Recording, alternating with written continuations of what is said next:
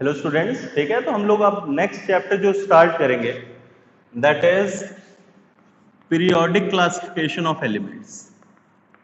ठीक है, तो अब इसमें एक चीज ध्यान रखो, हम लोग बेसिकली क्या बात करेंगे, जो different types of periodic tables आए विद रिस्पेक्ट टू हिस्ट्री, जैसे तुमने मेंडलीव्स पढ़ा होगा, डॉबरिनर पढ़ा होगा, उन सब पीरियोडिक टेबल्स का इसमें देखेंगे। अब पीरियोडिक टेबल अगर देखा जाए तो सबसे पहले अगर मान लो तुमसे पूछा जाए कि एक पीरियोडिक क्लासिफिकेशन की जरूरत कहाँ पड़ी, तो पीरियोडिक क्लासिफिकेशन की जरूरत इसलिए पड़ी कि अगर मान लो मैं कोई भी एक रैंडम एलिमेंट लूं, लिथियम, लिथियम के अगर मान लो देखा जाए तो बहुत सारी प्रॉपर्टीज हैं। लिथियम की ऑक्सीजन से रिएक्शन, लिथियम की H2O से रिएक्शन, लिथियम की नाइट्रोजन से रिएक्शन, लिथियम की फिजिकल प्रॉपर्टीज, इसका एटॉमिक साइज, ठीक है, इसकी आयनाइजेशन एनर्जी, इसकी इलेक्ट्रॉन गेन इंथैल्पी, इसकी इलेक्ट्रोनेगेटिविटी। तो अगर इसकी फिजिकल प्रॉपर्टीज, इसकी केमिकल प्रॉपर्टीज देखी जाए तो एक एक एलिमेंट की लगभग तुम्हारी 500-600 फिजिकल प्रॉपर्टीज और केमिकल प्रॉपर्टीज कंबाइंड आती है, ठीक है, और भी ज्यादा आती है। और ऐसे ही अगर हर एक एलिमेंट, टोटल एलिमेंट्स देखे जाए तो टोटल एलिमेंट्स 118, तो उनकी बहुत ज्यादा आ जाएंगी।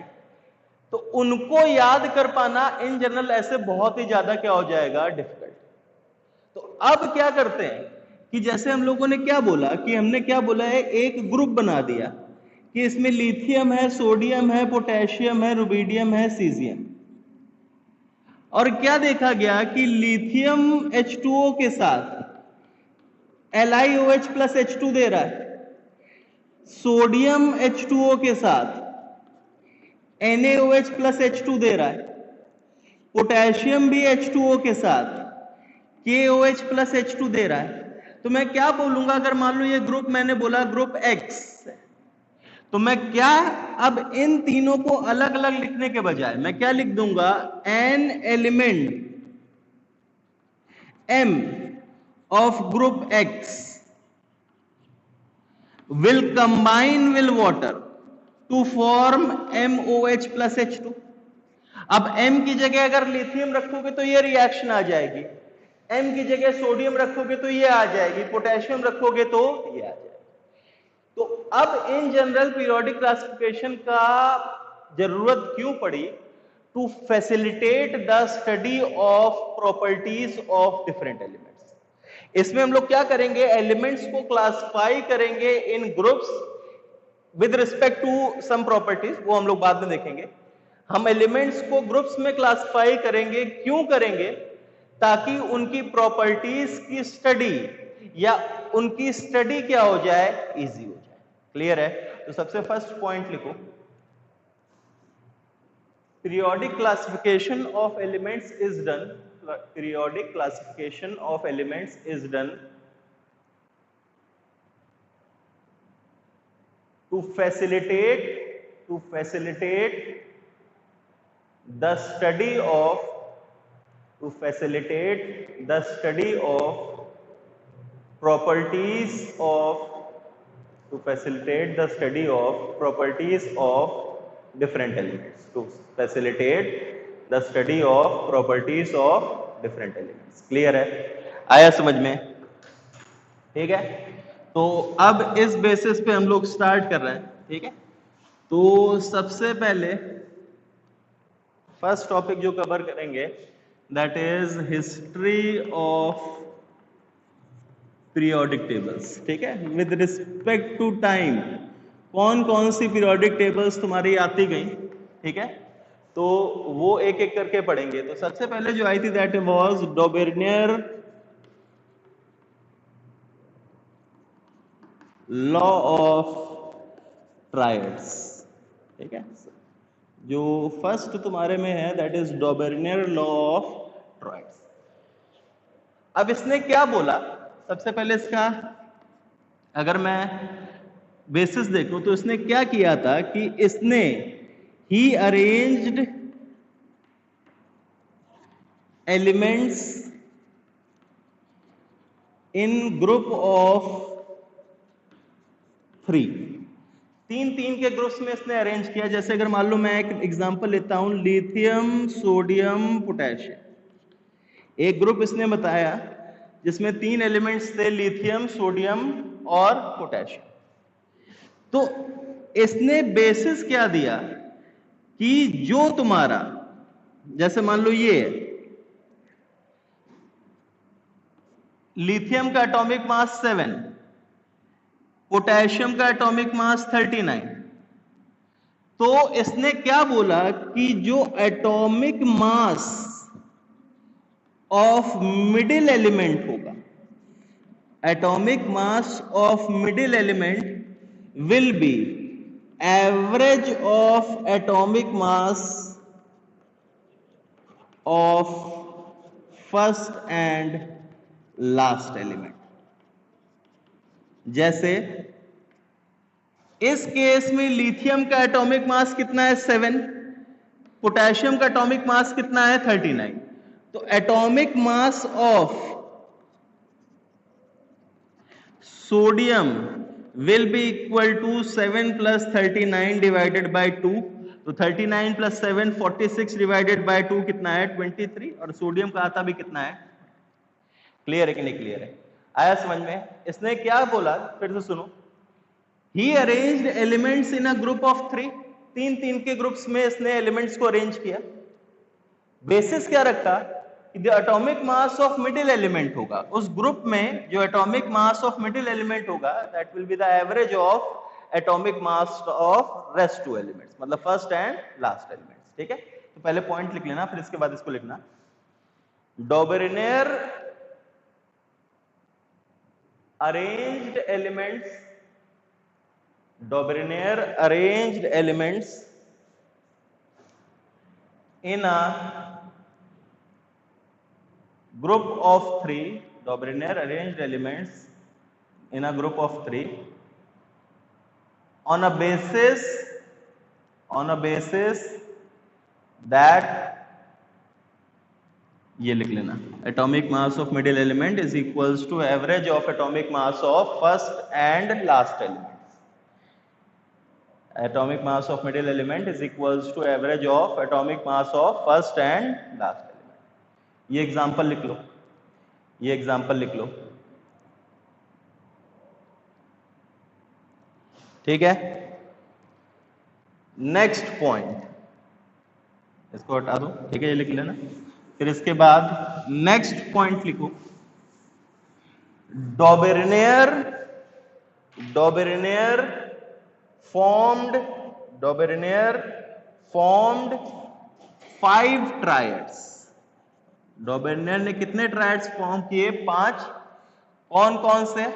एक तो लिथियम सोडियम पोटेशियम, एक कैल्शियम स्ट्रोंशियम बेरियम, एक क्लोरीन ब्रोमीन आयोडीन, एक सल्फर सेलेनियम टेल्यूरियम और आयरन कोबाल्ट।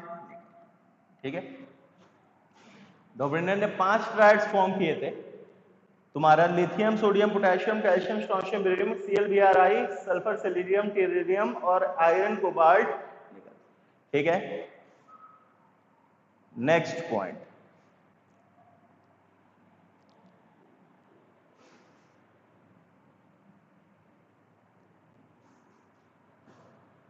तो नेक्स्ट पॉइंट ध्यान दो।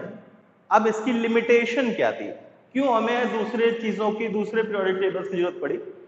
तो इसके वजह से बहुत ही कम एलिमेंट्स तुम्हारे अरेंज हो पा रहे थे। जो डॉबरिनेर का लॉ था उसको अगर देखें तो उससे बहुत ही कम एलिमेंट्स क्या हो पा रहे थे, अरेंज हो पा रहे थे। एट दैट टाइम डॉबरिनेर जब ट्राइड दिया था उसके जब बाद तक लगभग 53 एलिमेंट्स डिस्कवर हो रखे थे, लेकिन उनमें से सिर्फ 15 एलिमेंट्स को ये अरेंज कर पा रहा था, बाकी एलिमेंट्स को इस लॉ से अरेंज नहीं किया जा सकता। ठीक है, तो लिमिटेशन लिखो, very few elements can be arranged, very few elements can be arranged according to this law, according to this law। लिख लेना full stop. 53 elements were discovered, 53 elements were discovered, but only 15 of them could be arranged, only 15 of them could be arranged. ठीक है, आया समझ में? अब next,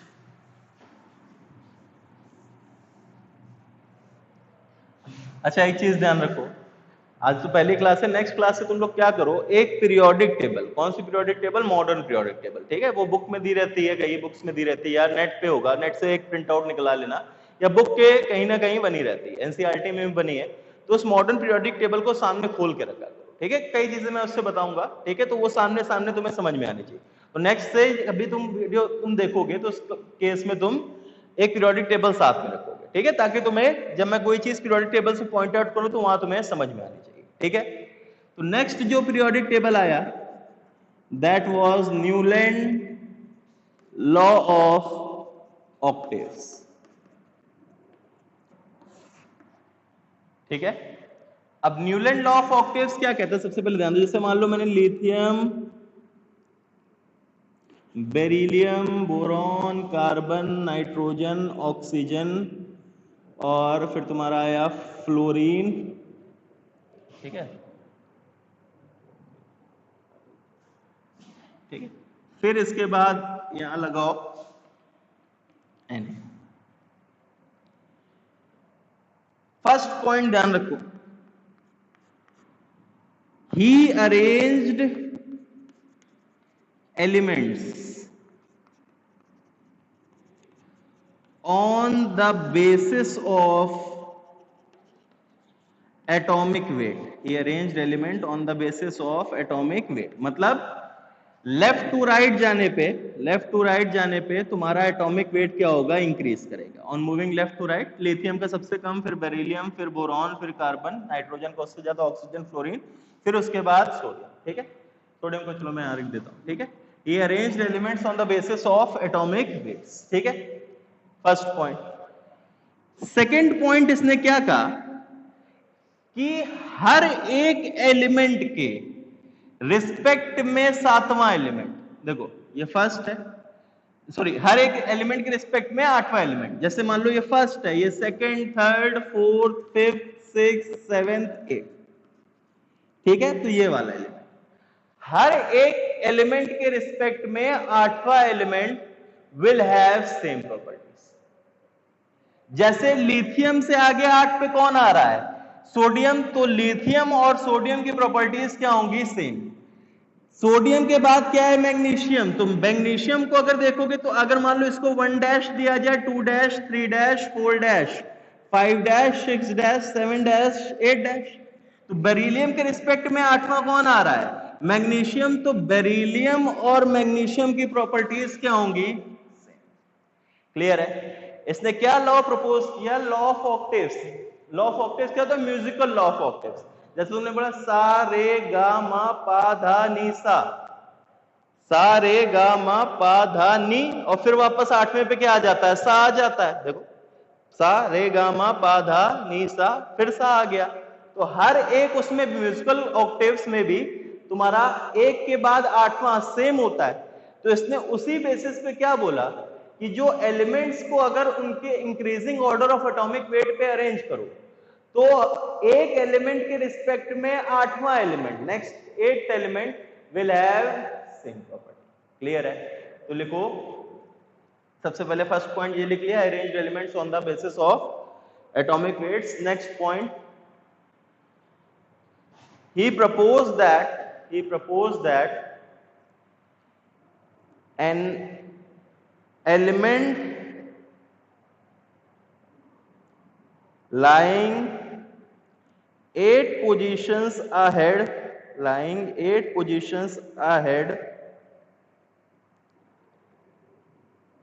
of first element, lying 8 positions ahead of first element will have similar properties। जैसे इस case में मैं बोल सकता हूं, ये एग्जांपल लिख लेना, लिथियम एंड सोडियम की सिमिलर प्रॉपर्टीज आएंगी, और बेरिलियम एंड मैग्नीशियम की सिमिलर प्रॉपर्टीज आएंगी। जैसे अब इसके बाद बोरॉन के बाद एल्यूमिनियम आ जाएगा तो उसकी क्या आएगी, सिमिलर प्रॉपर्टीज आएंगी। क्लियर है कि नहीं क्लियर है, आया समझ में? ठीक है, लिख लो एग्जांपल लिख लो।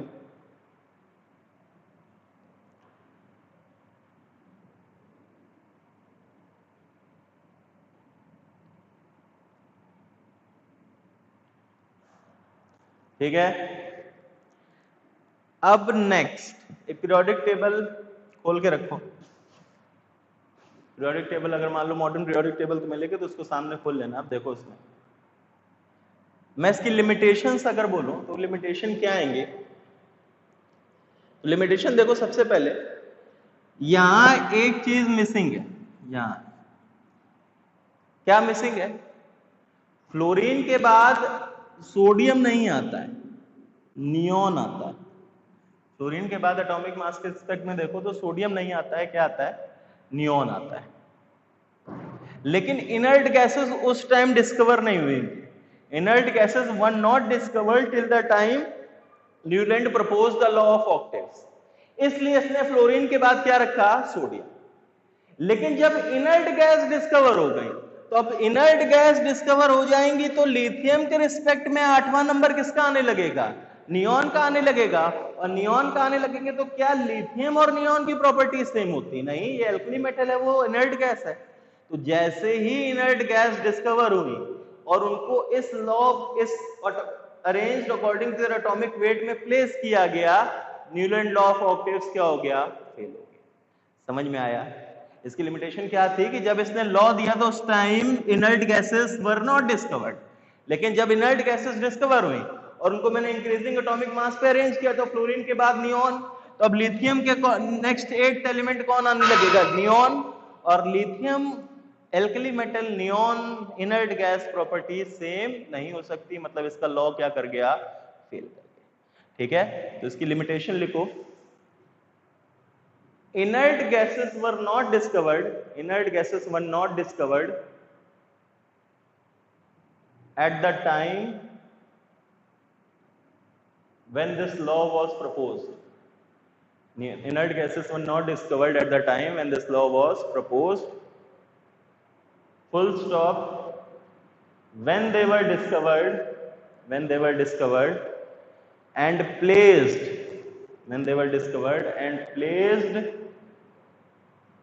in the increasing order of atomic weight,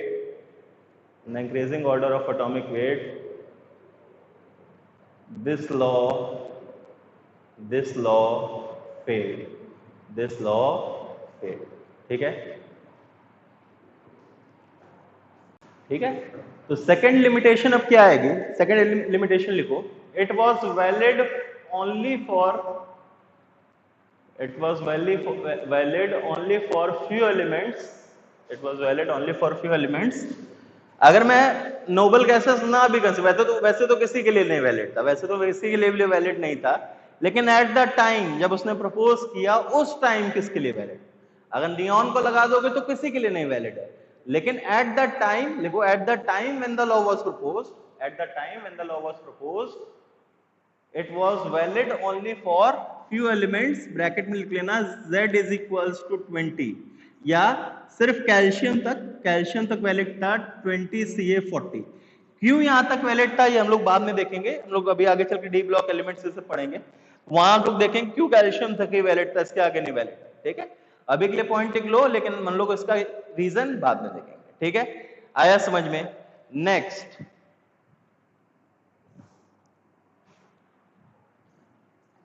next जो तुम्हारा आता है that is Lothar Meyer classification of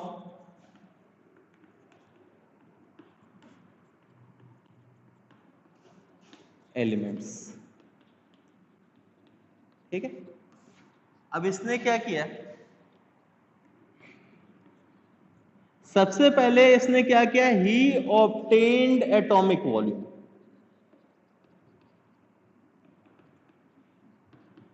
ठीक है, he obtained atomic volume. Atomic volume इसने कैसे ऑब्टेन की कि देखो डेंसिटी की अगर बात की जाए तो this density is equals to mass upon volume होता है। तो इसी में बोलूं atomic density is equals to atomic mass upon atomic volume. बोला सकता है कि नहीं कि अगर density is equals to mass upon volume तो atomic density is equals to atomic mass upon atomic volume. बताया था डेंसिटी में जिसका मास होगा उसी की वॉल्यूम होगी। तो यहां से atomic volume is equals to atomic mass divided by density. ठीक है, तो he obtained atomic volumes by dividing the atomic mass of elements with their density. Clear है कि नहीं क्लियर है? आया समझ में? फर्स्ट पॉइंट लिखो, he obtained atomic volumes by dividing the atomic mass of elements with their respective density। ठीक है, नेक्स्ट सेकेंड पॉइंट पे इसने क्या किया, he plotted a curve between atomic mass and atomic volumes for different elements। ठीक है, तो इसने atomic mass versus atomic volume जब कर्व बनाया तो कुछ इस टाइप से आ रहा था। ठीक है, he plotted a curve between atomic mass and atomic volumes for different elements। वो कुछ इस टाइप से आ रहा था।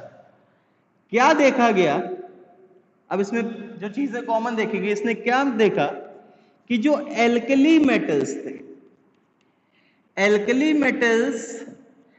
मेटल्स कौन से होते हैं? Lithium, sodium, potassium, rubidium, caesium. जो एल्कली मेटल्स थे दे acquire the tip of the curve या top most position of the curve. मतलब हर एक कर्व का जो टॉपेस्ट पोजीशन है उसमें कौन से एलिमेंट्स आ रहे थे? Alkali metals. ठीक है, alkali metals acquired top most position of the curve. Second इसने क्या देखा, alkaline earth metals. Alkaline earth metals कौन से? Beryllium, magnesium, calcium, strontium, barium. ठीक है, या इनको एल्कलाइन अर्थ मेटल्स ना लिखो, थोड़ा सा इसमें दिक्कत आ जाती है, मैं बता दूंगा। इसको मैं यहाँ एल्कलाइंस नहीं लिख रहा हूं, क्यों नहीं लिख रहा हूं अभी बात करते हैं। इसको मैं लिखूंगा ग्रुप 2A। अभी के रिस्पेक्ट में जो मॉडर्न पीरियोडिक टेबल है उसके रिस्पेक्ट में group 2A elements they occupy the descending position of the curve। वो कौन सी पोजीशन ऑक्यूपाई कर रहे थे? Descending position of curve. मतलब डिसेंडिंग मतलब नीचे जाता हुआ, घटता हुआ। तो यहां बेरिलियम पाया जाएगा, ये असेंडिंग हो गई, यहां फिर से मैग्नीशियम आ गया, यहां कैल्शियम आ गया, यहां मान लो स्ट्रोंशियम आ गया। ठीक है, descending position of the curves में कौन से थे तुम्हारे? Alkaline sorry group 2 elements.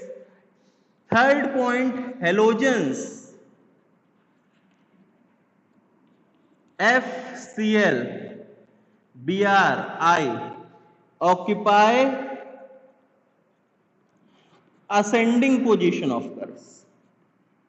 ठीक है, जो तुम्हारा असेंडिंग पोजीशन था, असेंडिंग पोजीशन मतलब इंक्रीजिंग, बढ़ता हुआ, मतलब यहां से यहां तक घट रहा है, फिर यहां से यहां तक बढ़ रहा है, मतलब यहां फ्लोरीन, फिर ये घटा डिसेंडिंग, ये असेंडिंग, क्लोरीन घटा बढ़ा। आया समझ में? क्लियर है? और लास्ट मोस्ट ट्रांजिशन एलिमेंट्स,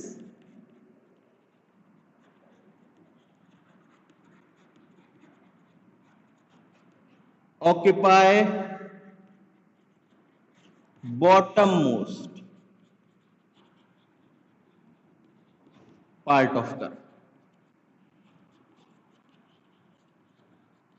ठीक है, तो ट्रांजिशन एलिमेंट्स जैसे आयरन, कोबाल्ट, निकल, ये कहां पे पाए जा रहे थे? तुम्हारे बॉटम मोस्ट पार्ट में। ठीक है, तो ये पॉइंट्स तुम्हें ध्यान रखते हैं। पॉइंट क्या था? सबसे पहले लोथन-मेयर ने क्या किया, he obtained atomic volumes. Atomic volume इसने क्या कैसे ऑब्टेन किया कि उनके एटॉमिक मास को किससे डिवाइड कर दिया? उनकी डेंसिटी से। ठीक है, फिर इसने जो एटॉमिक वॉल्यूम्स निकाला, एटॉमिक मास, उसके बेसिस पे एक कर्व प्लॉट किया। उस कर्व में इसने कुछ सिमिलैरिटीज देखी। क्या देखी? जैसे अल्कली मेटल्स थे, सेम नेचर के elements, they all were occupying the top most part of the curve. Group 2A elements, beryllium, magnesium, calcium, strontium, barium, they were occupying the descending part of the curve. Halogens occupied ascending and transition elements occupy तुम्हारा bottom most part of the curve. Clear है? आया समझ में? इस पर directly question आ जाता है। ठीक है, अभी मैं क्वेश्चन कराऊंगा किस टाइप से। ठीक है, तो ये पॉइंट्स तुम्हें क्या होने चाहिए? ध्यान होने चाहिए। ठीक है, लिख लेना। इसके बाद नेक्स्ट, जैसे अब इस पे क्वेश्चन कैसे आएगा, ध्यान दो। तुमसे क्या बोलेगा? Atomic mass versus atomic volume curve है।